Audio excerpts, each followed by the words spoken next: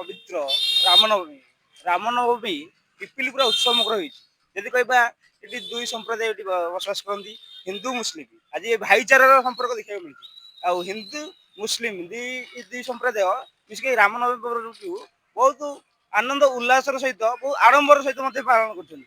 ଆମେ ଆସନ୍ତୁ କିଛି ହିନ୍ଦୁ ମୁସଲିମ ଭାଇ ଯୋଉ ମିଶିକି ଯୋଉ ପର୍ବଟି ପାଳନ କରୁଛନ୍ତି, ଆମ ପାଖରେ କିଛି ମୁସଲିମ ଭାଇ ଅଛନ୍ତି। ଆସନ୍ତୁ ସିଧା ହିନ୍ଦୁ ଭାଇ ଅଛନ୍ତି, ଆସନ୍ତୁ ସିଧା ତାଙ୍କ ପ୍ରତିକ୍ରିୟା ନବା ଯେ ଏଇ ପର୍ବଟିକୁ ସେ କୋଉ ଭଳିଆ ଦେଖୁଛନ୍ତି ଆଉ କେମିତି କଣ ପାଳନ କରୁଛନ୍ତି।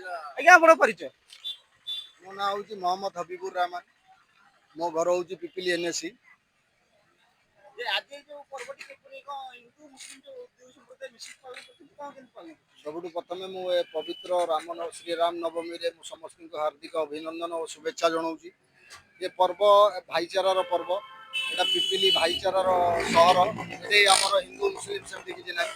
ଆମେ ସମସ୍ତେ ଆମେ ଯେକୌଣସି ପର୍ବ ହଉ, ଇଭିନ୍ ଗୋଟେ ଛୋଟିଆ ମେଳନ ବଜାର ମେଳନ ବି ଆମର ହଉଛି, ସେଥିରେ ଆମେ ବି ସମ୍ପୃକ୍ତ। ଆଜି ନୁହେଁ, ଆମେ ବହୁ ଦିନରୁ ସେଥିରେ ସମ୍ପୃକ୍ତ। ଯେ ଦେଖୁଥିଲେ ଯେ କହୁଥିଲେ ଯେ ହିନ୍ଦୁ ମୁସଲିମ ଯେତୋଟି ପର୍ବ ହଉ, ପିପିଲି ଏରିଆରେ ଯୋଉ କୌଣସି ପର୍ବ ହଉ, ହିନ୍ଦୁଙ୍କର ପର୍ବ ହଉ କିମ୍ବା ମୁସଲିମର ହଉ, ଦୁଇ ଏଠି ଭାଇଚାରାର ସମ୍ପର୍କ ଦେଖିବାକୁ ମିଳେ।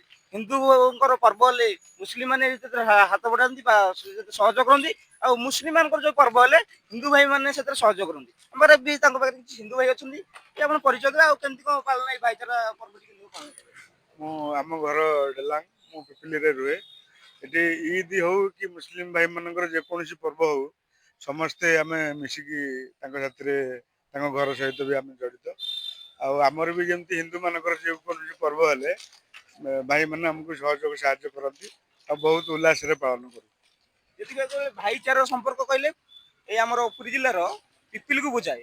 ଯେତେବେଳେ ହିନ୍ଦୁ ମୁସଲିମ ସମୁଦାୟ ଏକ, କାହାର ଭିତରେ ବାଦ ବିବାଦ ନାହିଁ। ପୁରୀ ଜିଲ୍ଲା ପିପିଲିରୁ ନରେଶ କୁମାର ଜେନାଙ୍କ ରିପୋର୍ଟ, ଜି9 ଓଡ଼ିଆ।